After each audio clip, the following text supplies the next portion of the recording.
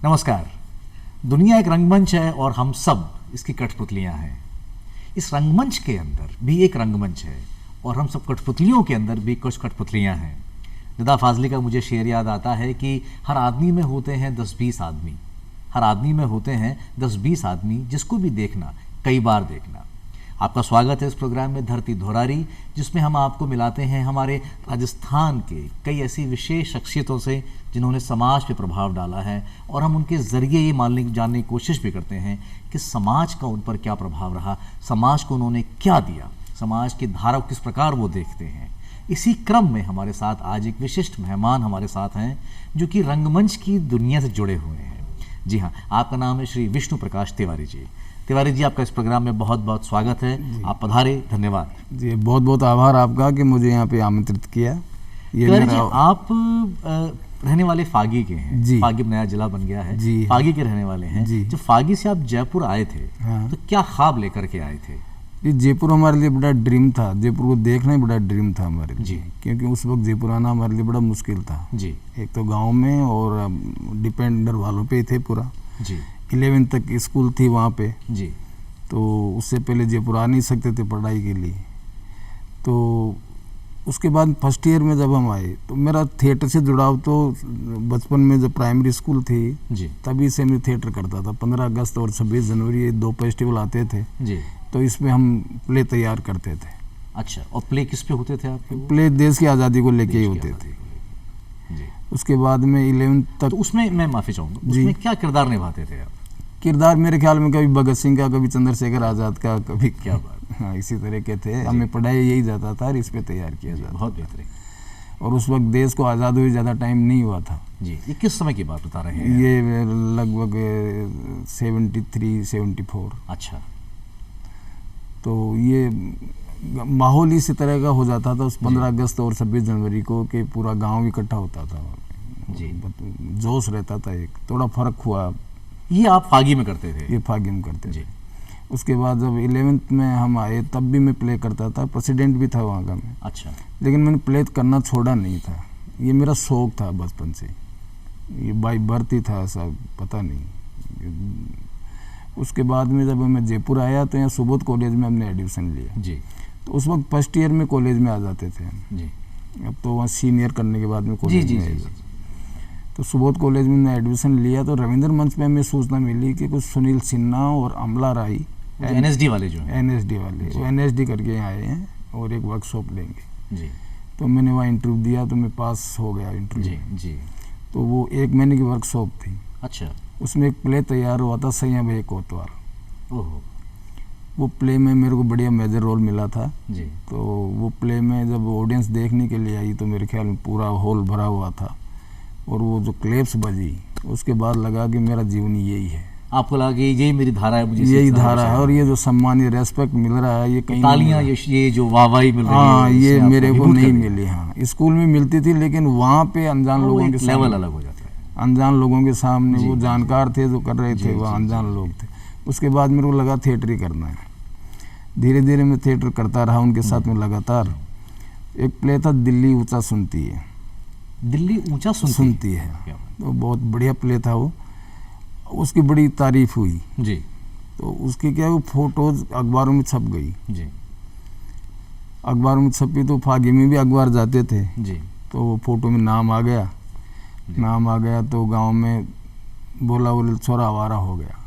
अच्छा, तब उन दोनों थिएटर को इस निगाह से देखते थे कि नहीं देखते, जो कुछ नहीं कर रहा है वो थिएटर कर रहा हो। हाँ, वो हमारे गांव में क्या कि जो नाटक करते थे उस वक्त या तो भांड करते थे या बहरूपिया करते थे जी। तो वो घर वालों को बोला था कि बोले आपके लड़के को आपने पढ़ाने भेजा है और वो तो क्या कुछ और कर रहा है, ये कुछ और कर रहा है। तो मेरी जो फैमिली बड़ी ट्रेडिशनल फैमिली है, किसान फैमिली थी। तो पिताजी ने, भाई साहब ने जब ये सुना तो उनको लगा कि इनको पढ़ाई के लिए भेजा बच्चे को और ये क्या कर रहा है। तो मैं गुपचुप कर रहा था थिएटर यहाँ पे। तो वो आए, उन्होंने मेरा सारा सामान पैक किया। बोले काम जो तुम कर रहे हो यहाँ पे ये भांड और बहरूपिया करते हैं जी। और उस वक्त यकीन मानिए कि हम जब थिएटर करते थे तो हम 17-18 लड़के थे, 2 लड़कियाँ बड़ी मुश्किल से हमारे ग्रुप में थी जी। उस वक्त लड़कियों का मिलना भी मुश्किल था थिएटर में, जयपुर जैसे शहर में जी। तो वो मेरे को ले गए वापस फागी। तो इस तरह से हमारी पढ़ाई छूट गई। फिर उन्होंने मेरे को एक दुकान खुलवा दी। अच्छा। स्पेयर पार्ट्स की। हम लोग थिएटर के बारे में ज़रा बात करेंगे आप। हाँ जी हाँ। तो फिर दोबारा जयपुर कैसे आए आप? जयपुर हुआ क्या कि वो मेरी पहरेदारी करते थे, कहीं भग नहीं जाइए। अच्छा। तो मैंने कहा कि मैं जा सकता हूँ कभी भी। हाँ। फिर डिपेंड उन पे था, इसीलिए आ नहीं सकता था जी। तो ये 96 की बात है, 86 की बात है। तो 10 साल तो हम वहाँ पे अटके रहे। जी। फिर अलग अलग फैमिली में डिवाइडेशन हो गया, तो मैं खुद डिपेंड हो गया।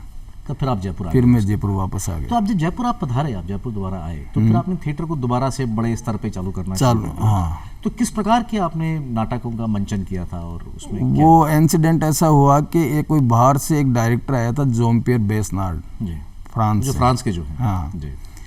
तो वो किसी एनजीओ के पास आया, तो उन्होंने कहा कि मैं थिएटर फॉर द ऑपरेस्ट करता हूँ, शोषितों के लिए थिएटर करता हूँ, जी। वंचित लोगों के लिए, उनके राइट्स के लिए। जी। तो मुझे ऐसा कोई बंदा चाहिए जो थिएटर जानता हो। जी।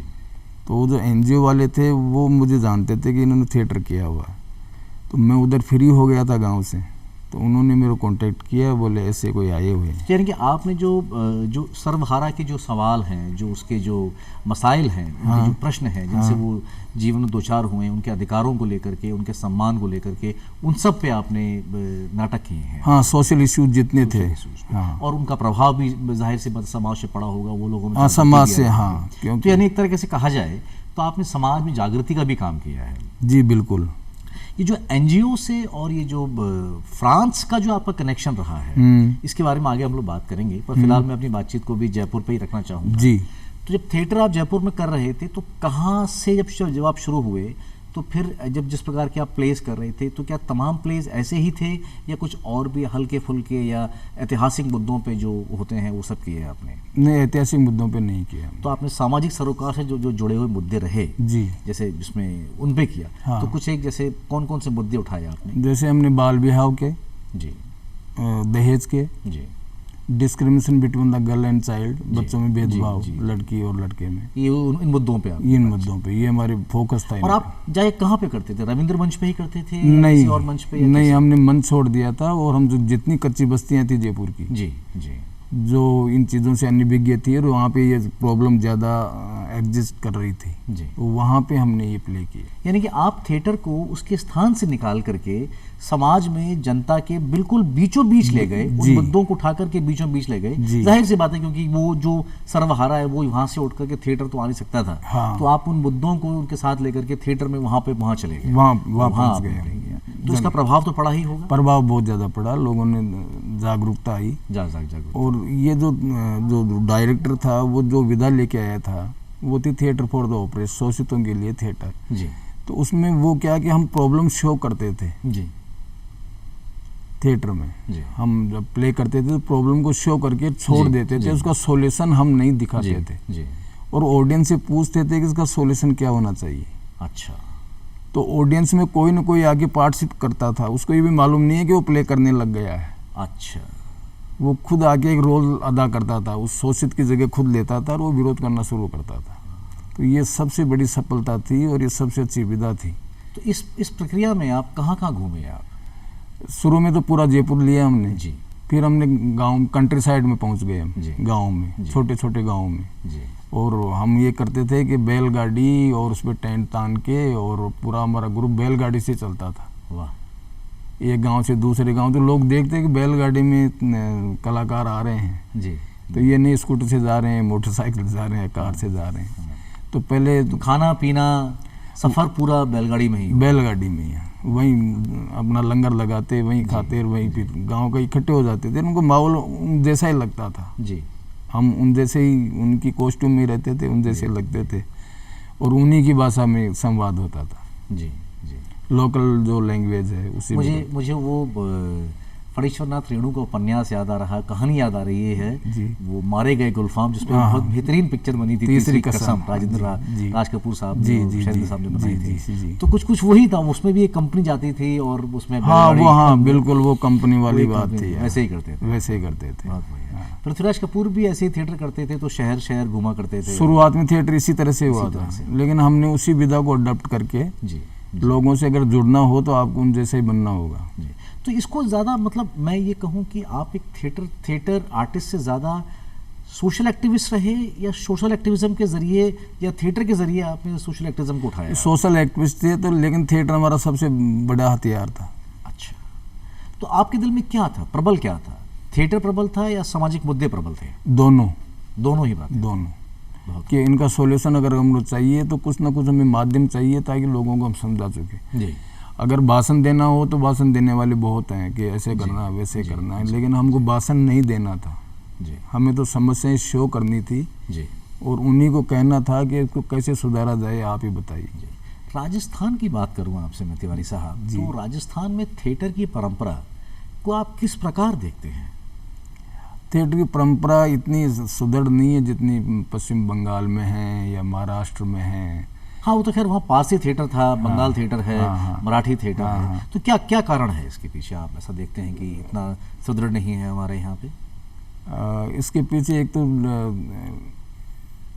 मैं मान सकता हूँ कि लोग टिकट लेके थिएटर देखना पसंद नहीं करते। अगर आप सिनेमा आपको तभी पसंद आता है जब आप टिकट लेके उसको देखते हो। अगर आप फ्री में सिनेमा देखना शुरू करवा दो तो ये ऑडियंस बहुत कम जाएगी।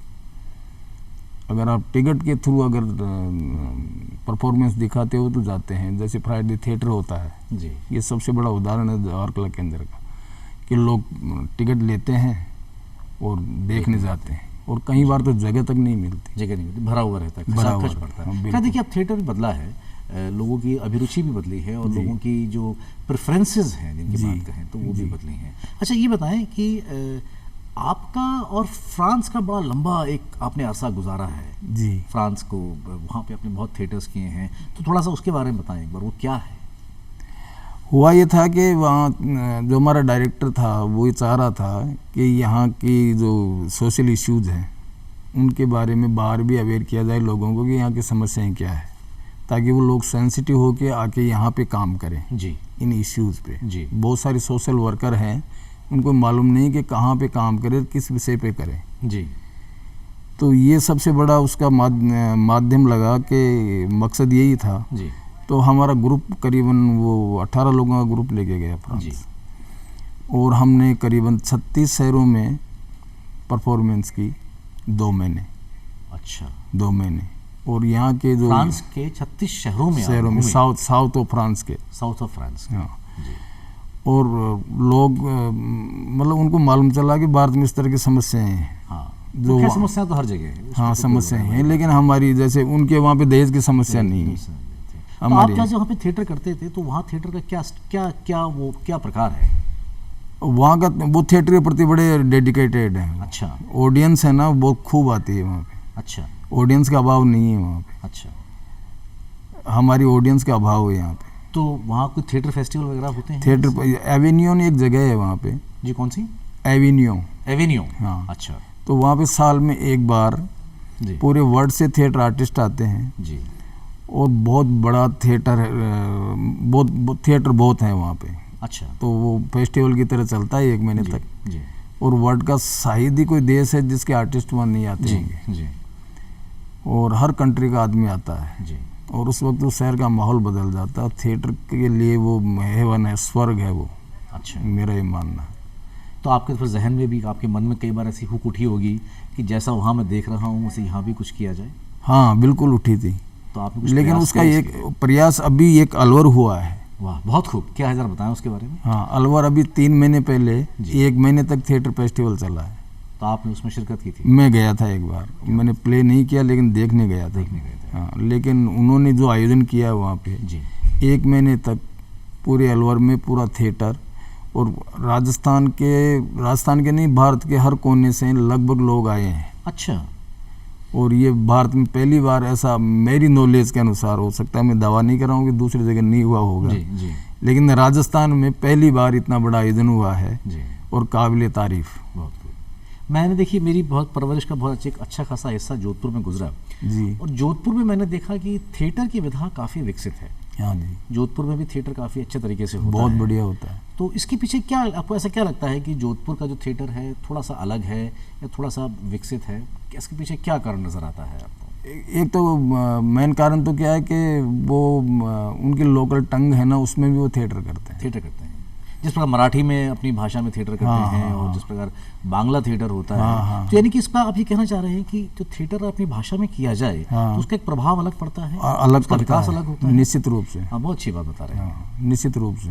तो जोधपुर में एक रीज़न ये भी है। बहुत कमाल की बात, दूसरा, वहाँ पे 2-3 ऐसे ऑर्गेनाइजेशन है जो बढ़िया काम कर रहे हैं। अच्छा काम कर रहे हैं। हाँ, वो 24 घंटे इसी काम में लगे रहते थिएटर में डूबे रहते हैं। हाँ। क्या थिएटर की दुनिया अपनी अलग दुनिया है, जो एक बार इसमें वो डूब गया है। हैं। हाँ जी, वो कहते हैं ना कि सोच कर आओ कुएं तमन्ना है, ये जाने मन जो यहाँ रह गया रह गया। जी। तो थिएटर की दुनिया में आप बहुत लोगों से मिले होंगे, जिनका आप जिक्र भी कर रहे थे, हाँ, सुनील हाँ, सक्सेना जी का जिक्र कर हाँ, रहे थे, हाँ। तो आपकी तो उनसे बातचीत भी काफ़ी रही होगी। हाँ, होती है, अब भी होती है, अब भी होती है। तो कभी आपके जहन में नहीं आया कि भाई मैं यहाँ काफ़ी थिएटर कर रहा हूँ, काफ़ी मुद्दे मैंने उठाए हैं, हाँ, तो अब कुछ इसको बड़े पर्दे पर लेकर के आया जाए? मैं उस वक्त जैसे सुनील सिन्हा और नरेंद्र गुप्ता, जिन्होंने सीआईडी फिल्म में, सीआईडी सीरियल में काम किया, 22 साल तक चला वो सीरियल, उसमें डाक फुलके का रोल किया उन्होंने, लंबा चला है वो। जी। तो ये मुंबई गए थे, तो मेरी इच्छा भी हुई थी कि मैं भी चलूँ, मुंबई जाऊँ उस वक्त और बड़े पर्दे पे काम करूँ। जी। लेकिन मैं जिस बैकग्राउंड से था, तो वहाँ पे मैं और एक हमारी कंबाइंड फैमिली थी, तो और मेरी बचपन में शादी हो गई थी, जी। तो 10th क्लास में मेरी शादी हो गई थी। जी। तो मैंने सोचा कि अगर मैं मुंबई चला गया तो मैं वापस नहीं आऊँगा। जी, इसलिए फिर आप नहीं गए। हाँ, और मेरी पत्नी अकेली रह जाएगी और उसका कोई अपराध नहीं है। हाँ, देखिए बहुत बहुत बहुत कमाल की तो बात। मैं नहीं रह पाया। आप सामाजिक सरोकार के मुद्दे उठा रहे थे, तो आपने अपना दायित्व भी निभाया। बहुत नहीं, खुशी। हाँ, निश्चित रूप से ये बहुत प्रमुख कारण रहा मेरा। एक प्रश्न ये बताएं तिवारी जी, हाँ जी, राजस्थान से अगर हम देखें तो बड़े नामचीन कलाकार हुए हैं। हाँ जी, जैसे बात करें तो हम लोग थिएटर की दुनिया में बात करें तो सबसे पहले जो नाम उभर के आता है वो जनाब ओम शिवपुरी साहब का आता है। जी हाँ, वो इत्तेफाक से जोधपुर के ही थे। हाँ, हाँ। तो ऐसा क्या है राजस्थान की इस माटी में जो कि इतने नामचीन कलाकार हम लोगों ने दिए? करीबन 8-10 लोग ऐसे गए। पिंचू कपूर भी यहाँ से पिंचू गए, कपूर यहीं से गए। यहीं से गए, वो यहाँ पड़े हुए हैं जी। जयपुर में। और इवन जो प्रेमनाथ थे, उनके जो पिताजी थे, वो यहाँ पुलिस में बड़े ओहदे पे थे। औहदे पे थे। जी हाँ। तो वो उनकी, प्रेमनाथ की और उनके छोटे भाई की, राजेंद्र नाथ की शिक्षा यहीं हुई। जी। और अभी नई पीढ़ी में जैसे इरफान खान का नाम बड़ा है। खान का नाम बहुत बहुत लिया जा रहा है। तो जिस वक्त मैं थिएटर करता था उस वक्त इरफान खान भी कर रहे थे यहाँ। अच्छा, तो तो ऐसा क्या क्या कारण है इसके पीछे, क्या लगता है आपको? जो गए ना, यहाँ पे जानने से डर रहे थे लोग जी। जी। कि पता नहीं क्या होगा। जी। और जो वहाँ रुक गया वो सफल हुआ है। वाह। और जो रुक के 2-4 महीने में वापस आ गया तो फिर वो ना यहाँ का रहा ना वहाँ का रहा। मुझे ऐसा भी लगता है कि हमारे यहाँ की जो संस्कृति है राजस्थान की, हाँ। बहुत समृद्ध है। यहाँ कल्चर, यहाँ म्यूजिक, यहाँ का फोक, जी। ये बहुत एक अलग स्तर का है, जो कि जिसकी मिसाल शायद बहुत कम देखने को मिलती है। और कहीं ना कहीं उसका भी प्रभाव रहा है हमारे जनमानस के ऊपर, हम लोगों के मानस के ऊपर, कि थिएटर ने हम लोगों को बड़ा प्रभावित किया है। और शायद हम इसी वजह से हम लोग इतना अच्छा कर भी पाए हैं। चाहे म्यूजिक इंडस्ट्री हो, चाहे आप खेमचंद प्रकाश का नाम लें, चाहे आज के दौर में जो एक बड़ी, जो बहुत फेमस जतिन ललित भी यहीं से थे, यहीं से ही हैं। खेमचंद प्रकाश भी यहीं के थे। तो ये एक बड़ा एक वो शायद किस कल्चर का बहुत बड़ा और मैं एक नाम बोल रहा हूँ जो अपने जयपुर के ही थे, बनी पार्क में रहते थे, वो उन्होंने 2-3 फिल्मों में म्यूजिक दिया था। जी। बाद में वो आप दान सिंह जी का नाम? दान सिंह जी, दान हाँ सिंह जी, जी, वो तो बहुत अच्छे म्यूजिशियन थे, बहुत अच्छे। लेकिन उनके म्यूजिक तोड़ लिए गए बाद में, तो वो वापस आ गए। आप रवि का जिक्र कर रहे हैं, रवि का जिक्र राजस्थान से ही है। रवि राजस्थान से बहुत गहरा नाता रहा है। हाँ जी, हाँ। एक बात ये बताएं कि मैं एक बात कहना चाह रहा हूँ, सॉरी मैं आपकी बात काट रहा हूँ बीच में, कि राजस्थान के कलाकारों को जितना प्रेशर वहाँ नहीं मिला, उससे ज़्यादा वहाँ के लोगों ने राजस्थान को शूट करने में खूब यूज़ किया है। वो कल्चर है, कलर है, विविधता है हमारे कल्चर, बिल्कुल है। जिसको क्या, जिसको देखें आप, कोई भी लेकिन शो देखें, यहाँ के कलाकारों को उतनी जगह वहाँ नहीं मिल पाई जितनी इस जगह को कैमरे में मिली है। मैं ऐसा मानता हूँ कि नहीं, अब देखिए कैमरे में मिली है, हम लोग भी बहुत खुले हैं, मुखर हुए हैं अपनी बात को लेकर के, हमने बात रखी है। तो मेरा ऐसा मानना है कि हम लोगों को देर सवेर, और बहुत जल्द, बल्कि देर सवेर की बात क्यों कहूँ, बहुत जल्द हम लोगों को वो स्थान मिलेगा जिसमें कि राजस्थान जब होगा तो एक अलग निकल करके बाहर आएगा। मेरे ख्याल में राजस्थान वालों को बिहार से सीखना चाहिए, वहाँ के आर्टिस्ट बहुत ज़्यादा चले गए। बहुत कमाल, बहुत अच्छी बात। देखिए, अब तो खैर सीखने की परंपरा तो हर जगह रहती है, पर मेरा सवाल इससे जुड़ा हुआ है आपसे अगला, कि हम जो थिएटर करते हैं तिवारी साहब, थिएटर में हम जो चीज़ें अपने भाव भंगिमाएँ होती हैं, हमारे जो एक्सप्रेशंस होते हैं, जो हमारे मुद्दे होते हैं, वो आम समाज के ही होते हैं, जी। है ना। यहाँ से लिए, वहाँ से लिए, वहाँ से लिए करके लिए होते हैं, और हम फिर उसको उसका मंचन करते हैं, उसकी अभिव्यक्ति करते हैं। तो क्या थिएटर का प्रभाव भी हमारे जीवन पे पड़ता है क्या? जी, निश्चित रूप से पड़ता है। अच्छा। और फिर ये डिपेंड करता है कि आपने कौन सा इश्यू उठाया है। जी। मैं 2-3 इंसिडेंट बताना चाह रहा हूँ जी। जो ये मतलब मैं भूल नहीं सकता। जी। ये 2000 की बात है। जी। तो उस वक्त एड्स का बड़ा वो था प्रकोप, जी। और बीमारी फैल रही थी। जी। तो हमारा जो डायरेक्टर था वो फ्रांस से आया हुआ था, उसने कहा कि हमको तो एड्स पे करना है। जी। तो एक थिएटर विधा है invisible theatre. Invisible theatre. Yes. अच्छा। तो अदृश्य थिएटर। अदृश्य थिएटर। अच्छा। मालूम नहीं चलता देखने वालों को, थिएटर भी हो कर रहा रहे है। हैं, थिएटर कर रहे हैं। अच्छा। तो हम कॉपी हाउस में चले गए। जी।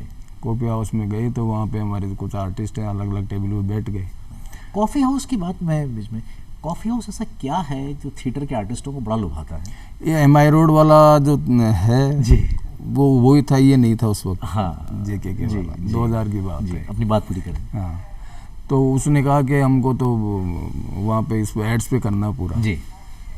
तो हमें डर लगा। जी। आज से 22-23 साल पहले आप कॉन्डम की और एड्स की बात करना भी यूँ डर था एकदम से। अब थोड़ा माहौल खुल गया, अलग बात है। तो हमारे 2 आर्टिस्ट हैं ना, वो गए वहाँ पे और वो बात करने लगे ज़ोर ज़ोर से। तो वहाँ पे जो कॉफ़ी पीने वाले थे और वहाँ के जो कस्टमर वो भी बैठे हुए थे। जी। उनको लगा कि कोई पता नहीं, तो क्लाउनिंग के थ्रू आए थे, नाक पे यूँ क्लाउन जी, करके जी, वो जी।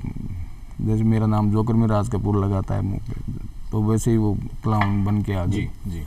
तो उन्होंने बातें की कि यार मेरी गर्लफ्रेंड से मिलने जाना है मेरे को। जी। जी। तो उसने राय दी कि तू ऐसा करना, कॉन्डम ये लेके सब जाना। चीज़ों को लेकर के, हाँ, ऐसा। हाँ, तो बोले कॉन्डम लेके जाना। तो कॉन्डम उसको खोल के देता कि ये है कॉन्डम। वो तो खैर दिखाने का ही तरीका तो है। वो पूरे वो बैठे हुए थे, वो हमको मारने को तैयार हो गए कि आप पब्लिक पैलेस पे कैसे, हाउ इस कैन तरह की बातें कर सकते हाँ, हैं। हाँ। खैर वो अब ऐसी स्थिति नहीं है। नहीं तो है, खैर लेकिन हमको भगना पड़ा वहाँ भागना से। पड़ा वहाँ से। और यही परफॉर्मेंस हम चोरू डिस्ट्रिक्ट में गांव में करने लगे, तो वहाँ वहाँ पे भी गांव है, तो इस वहाँ से भी भगना पड़ा। प्रतिरोध तो हुआ होगा इन सब हाँ, लेकिन आपको अगर इश्यू पे काम करना है तो आपको हिम्मत भी रखनी पड़ेगी। करने रखिए। तो ये जी दरअसल मेरा प्रश्न आपसे इस बात को लेकर था कि थिएटर ने आपकी आम जिंदगी में, रोज़मर्रा की ज़िंदगी में क्या प्रभाव डाला है? क्या आपके बोलचाल में फ़र्क आया है? क्या आपको लगता है कि अब आप जैसे भाई मैं थिएटर कर रहा हूँ, ज़िंदगी मैंने उसमें गुजार दी है, हाँ, हाँ। तो क्या लगता है कि मेरे वो जो बोलचाल है, मेरी भाव भंगिमा है, मेरे हाव भाव हैं, हाँ। मेरा उठना बैठना चलना फिरना थिएटर की वजह से बदल गया और अब मैं घर में भी थिएटर लग रहा है? नहीं, मेरे लोगों को लगता है कि मैं थिएटर बात करते समय थिएटर कर रहा हूँ, नहीं, वो नहीं हो पाता। ऐसा नहीं हो पाता। दोनों अलग अलग चलते हैं। अलग अलग है। घर पे हूँ तो मैं घर का हिसाब से ही बात करता हूँ, लेकिन कभी कभी जैसे किसी देवता में छाया आ जाती तो वैसे हो जाता है। कभी कभी एक्टिंग करने लग जाता हूँ बच्चे के साथ, पोतों के कोई साथ। ऐसा कोई दिलचस्प प्रसंग हो तो आप बताएं जिसमें कि आपको पता ही ना पड़ा कि आप थिएटर करने लग गए बैठे बैठे। हाँ, ऐसा हो जाता है कई बार। जी। जैसे बहन भाई आए हुए हैं, बहनें आई हुई जी। हैं जी। और बच्चे बैठे हुए हैं, जी। तो मैं कुछ धीरे धीरे धीरे इस तरह से भाई भंग बनाना शुरू कर देता हूँ कि उनको ताजुब होता है हो क्या रहा है, लेकिन बाद में समझ जाते हैं कि एक्टिंग कर रहा ये है, एक्टिंग कर रहा है। लेकिन शुरू में पहचान नहीं पाते। तो ये आदत में है, कई बार आ जाती है, क्योंकि जो चीज़ आप करते हो तो वो कहीं ना कहीं असर तो डालती है आप। जी। जी। आपने रुख, जैसे आप बता रहे थे कि आपने मुंबई की तरफ का बहुत ज़्यादा मुंबई का रुख नहीं किया। हाँ, नहीं तो किया। आपके आगे की क्या योजनाएं हैं? क्या थिएटर से जुड़े रहना चाहेंगे या कुछ और कर रहे हैं इन दिनों? नहीं, अभी मैं एक जैसे क्राइम पेट्रोल टाइप आता है जी। एक सीरियल, जी। वैसे क्राइम राजस्थान एक है, जी। तो उसमें मैं काम कर रहा हूँ। एक नितिन गोस्वामी वो बना रहे हैं। जी। तो जो इंसिडेंट हुए हैं थानों में और जिनकी रिसर्च हुई है, उनको खोजा है, जैसे पकड़ा है, तो उन्हीं पे है जी। करीबन 6 सीरियल। जी। तो उसमें एक सीरियल में कोटा क्राइम में मैंने काम किया और आगे भी मेरी योजना है। तो मतलब टीवी की तरफ आप थोड़ा सा रुख हाँ जी, हाँ, मैं थिएटर अब मैंने बंद कर दिया लगभग। थिएटर के अंदर तिवारी साहब ये क्या, देखिए सृजन अपनी तरफ एक जगह है ना, थिएटर सृजन का नाम है, क्रिएटिविटी का काम है, और गमे रोज़गार भी अपनी जगह एक बहुत पुख्ता सी बात है आज के समाज में, आज के दौर में। ये आपने बहुत बढ़िया सवाल किया है। तो आप इन दोनों को किस प्रकार, थिएटर के पर्सपेक्टिव से पूछ रहा हूँ, थिएटर के नज़रिए से पूछ रहा हूँ, आप किस तरह देखते हैं? थिएटर में देखिए सबसे बड़ी जो समस्या है ना कि आदमी एनर्जी के साथ लड़के काम कर रहे जी। हैं, बहुत आ रहे हैं, लड़कियां भी आ रही हैं, लड़के भी आ बच्चे रहे भी हैं, लेकिन इसमें पैसा नहीं है। जी। और सर्वाइव, अगर थिएटर के थ्रू आप सर्वाइव करना चाहते हो तो मुश्किल है। तो शौकिया किया जाए क्या, बुरा क्या है? सो किया, लेकिन घर वाले हैं वो कहते हैं कि आप जा रहे हो तो किराया हमसे लेके जा रहे हो और किराया भी हमारा ही खर्च कर रहे हो। अच्छा, 90% लोगों का ड्रीम होता है कि हम सक्सेस हो जाएंगे तो मुंबई की तरफ जाएंगे या टीवी सीरियल में जाएंगे, लेकिन ये तो बढ़िया कि इतने चैनल्स हो गए और सोशल मीडिया हो गया, OTT प्लेटफॉर्म्स हो गए हैं, तो काम मिल रहा है लोगों को, काफ़ी काम मिल रहा है। काम मिल रहा है। तो राजस्थान में कुछ काम हो रहा है इधर की तरफ? हाँ, राजस्थान में हो रहा है। एक अच्छा। एक ऐप स्टेज है, तो वो स्टेज ऐप है एक हरियाणा और राजस्थान के लिए, यहाँ के जो इश्यू है उन पे वो काम दे रही है, तो उनसे काम मिल रहा है। अच्छा, 1 साल से शुरुआत बढ़िया हो गई। शुरुआत हो गई। हाँ, ये मेरा मानना है। तो जैसे राजस्थान का जो हमारा यूथ है, हाँ, वो मैं तो कई बार जैसे जवाहर कला केंद्र जाना हुआ या ऐसे जो सांस्कृतिक केंद्र हैं हमारे, इन पे जाना हुआ, तो मैं देखता हूँ कि बड़े बड़े मुखर होकर के और बड़े पैशन के साथ, बड़े जोश के साथ ये लोग पार्टिसिपेट कर रहे बहुत हैं। बढ़िया काम कर रहे हैं, तो बहुत अच्छा काम कर रहे हैं। वाकई में बहुत अच्छा काम कर रहे हैं। और इतनी एनर्जी हमारे पास नहीं थी उस वक्त। अच्छा। हाँ, जितनी एनर्जी इनके पास है अभी। और साधनों की बात करें तो साधन बड़े हैं, किस प्रकार? जैसे परफॉर्मेंस के मौके बहुत आ रहे हैं। अच्छा। पहले फ्राइडे थिएटर होता ही नहीं था, जी अब फ्राइडे थिएटर होता है जी। और फेस्टिवल भी होते हैं जयपुर में। तो थिएटर में अब क्या बदलाव देखते हैं आप? एक तो ऑडियंस की संख्या तो बड़ी है पहले जी। से सर, अच्छा। निश्चित रूप से। जी। तो ऑडियंस जब बढ़ता है तो आर्टिस्ट को बड़ा पावर मिलता है। अच्छा, हाँ, जाहिर सी बात है, वो तो ईंधन वही है उनके चलाने हाँ, का। हाँ, तो ये सबसे बड़ा बदलाव। धीरे धीरे तो अवेयर हो रहे हैं लोग, और इसमें नो डाउट के जो कॉलेज स्टूडेंट हैं वो भी थिएटर देखने जा रहे हैं। जी ऐसा नहीं है पेरेंट्स ही जा रहे हैं, जी कॉलेज स्टूडेंट भी आ रहे हैं, वो भी थिएटर देखते हैं, पेरेंट्स भी देखते हैं। जी। तो थिएटर की इज्जत बढ़ी है। थिएटर की इज्जत बड़ी है। और क्या बदलाव देखते हैं आप? बदलाव की उम्मीद तो और हम मैं आपके थोड़ा प्रश्न को और आसान कर देता जी। हूँ कि क्या मुद्दे बदले हैं? मुद्दे बदले हैं निश्चित रूप से। जिस प्रकार आपके समय पे जब आप थिएटर करते थे, आप अपने तो सामाजिक मुद्दे आप जो करते थे, जो हाँ जी। नुक्कड़ नाटक आप करते थे, हाँ जी, हाँ। क्या वो अब होते हैं? नुक्कड़ नाटक कम हो गए। कम हो गए। और मुद्दे अब क्या हैं? मुद्दे जैसे बाल विवाह के मुद्दे खत्म हो गए, खत्म हो गए। कैसे समाज ने तरक्की करी है, आप बहुत काम लगभग बहुत- खत्म हो हाँ। गए, लगभग खत्म हो गए। तो अब इसी नए से- प्रकार के मुद्दे हैं आपस में, मुद्दे जो आज की जो जद्दोजहद है इस पे लेकर के। हाँ, एक तो रोजगार के हैं, रोजगार ये का मुद्दा बहुत बड़ा है। बहुत बड़ा है, इस पे ज़्यादा है। एक ये जो खुलापन है इस पे भी ज़्यादा हो रहे हैं। तो राजस्थान का थिएटर आप देखें और दिल्ली के में जो काम हो रहा है या मुंबई में जो काम हो रहा है, हाँ। आप राजस्थान के काम को कहाँ पे रखते हैं? मेरे ख्याल में अभी और ज़्यादा काम करने की आवश्यकता है काम राजस्थान करने की में। आवश्यकता है। राजस्थान तो इसमें आपका क्या योगदान है? मैं तो अब थिएटर के साथ तो मैं रहा नहीं, क्योंकि मेरे हेल्थ इश्यूज ऐसे हो गए हैं कि मैं ज़्यादा स्टेज पे काम नहीं कर पाता। पर आप बच्चों को किस प्रकार प्रेरित कर रहे हैं? मेरा आपसे पूछना। मैं निश्चित रूप से जैसे जवाहर कला केंद्र जाता हूँ तो उनको अप्रिशिएट करके आता हूँ, उनका जो भी प्ले होता है तो उनको वाकई में अप्रिशिएट करता हूँ कि बहुत अच्छा कर रहे हो। अच्छा। तो ये सबसे बड़ा इनाम होता है उनके लिए कि कोई आके हमको बोल रहा है कि ये बढ़िया काम कर रहे हैं। और फिर फेसबुक के माध्यम से भी मैं उनके कुछ ना कुछ डालता रहता हूँ। सोशल मीडिया के माध्यम से आप? बिल्कुल निश्चित रूप से कोई परफॉर्मेंस होती है तो उसकी समीक्षाएं जो आती है उनको मैं शेयर करता हूँ। तो आप उनको क्या सलाह देते हैं? सलाह के लगे रहो, पीछे मत हटना। जी। अगर आपने 3 साल इसमें खर्च कर दिए तो 2 साल और कीजिए, रिजल्ट बढ़िया आएगा। अच्छा। हाँ, ये तो है। ये आप सलाह देते हैं हाँ, उनको? बिल्कुल। और क्या आप उनको बताते हैं भाई कि इस तरह से आप एक्ट करो, इस तरह से खड़े होइए, या इस तरह चल करके आपको अंदर आना है? इस तरह नहीं, entry वो लेनी मैं है? नहीं बोलता, वो डायरेक्टर का काम है। डायरेक्टर का। पर आप बच्चे आपसे पूछते तो होंगे कि सर कैसे करें, या? हाँ, कभी कोई पूछता है तो मैं ज़रूर बता देता हूँ। बाकी जो डायरेक्टर है वो उसका अपना फील्ड है तो उसको मालूम है। अच्छा, देखिए, आपने जैसा आप बता रहे थे कि आपने ज़्यादातर जो थिएटर्स किए वो सामाजिक सरोकार के थिएटर्स जी, किए, जी। जो आम सर्वहारा के जो मुद्दे हैं, हम लोगों के मुद्दे जी। हैं। तो आपके जहन में ये भी उठा तो होगा प्रश्न कि यार ये जो बड़े बड़े ऐतिहासिक जो नाटक हैं, जो जिसमें कि तेंदुलकर साहब के नाटक हैं, सखाराम बाइंडर या हसीराम कोतवाल या शांतता कोर्ट चालू है ना, खामोश सजा जारी है, इस तरह के, या ताजमहल का टेंडर की बात करें तो इस तरह के बड़े बड़े जो बड़े तुम्हारी अमृता जैसे जो बड़े बड़े प्लेस हुए जिन्होंने एक धारा बदली है, जो एक धारा को लेकर के भी आए हैं। तो आपकी इच्छा तो रही होगी इस तरह के थिएटर्स करने की, लेकिन सर वो बहुत कम लोग कर पाते हैं, जो बड़े डायरेक्टर हैं और उनके पास टीम है वो ही करने की हिम्मत कर पाते हैं। इजी नहीं है इन प्ले को करना। हाँ, तो आपका मानक कौन है? नसीरुद्दीन शाह जैसे लोग मानक हैं, वो या फिर आप किसको मानक के तौर पे देखते हैं? ये मेरा स्टैंडर्ड थे थिएटर्स में जिनसे बहुत ज़्यादा प्रभावित हुए। साबिर खान।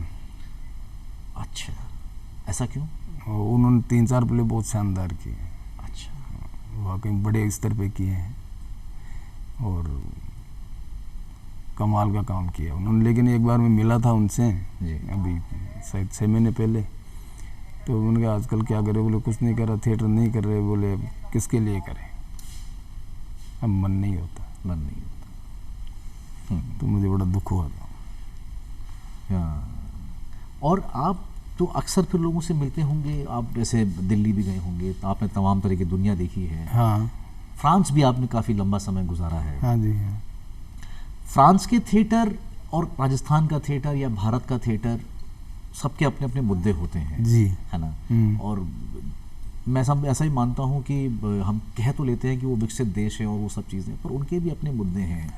वहाँ प्रॉब्लम है, वहाँ महिला उत्पीड़न की समस्या तो वहाँ पर भी है। महिला उत्पीड़न की समस्या ऑल ओवर वर्ल्ड है, पूरी दुनिया भर में। अगर आपको ऐसा लगता है कि नहीं महिलाएं बहुत प्रोग्रेसिव है वहाँ पे, या उन पे अत्याचार नहीं होता, तो ये भी गलत फहमी। वो भी अपने आप के प्रश्नों से जूझ रहे हैं। हाँ, वो जूझ रहे हैं। अच्छा, दूसरा डिस्क्रिमिनेशन बिटवीन सैलरी, वहाँ महिलाओं की सैलरी कम है कंपेयर पुरुषों के, जबकि हमारे यहाँ हम बात ये काम हुआ है इस बराबर है। अगर सरकारी नौकरी में आप बराबर ओहदे पे हो, सरकारी नौकरी में देखा जाए, प्राइवेट सेक्टर में देखा जाए तो काफी काम हुआ है पैरिटी को लेकर के बात। लेकिन हमारे यहाँ पे जैसे कंस्ट्रक्शन के मजदूर है ना जी, तो वहाँ पे जो आदमी है जो लेबर का काम करता है उसको मजदूरी ज़्यादा है, और जो महिला कुली है उसको कम दी जाती है वहाँ पे।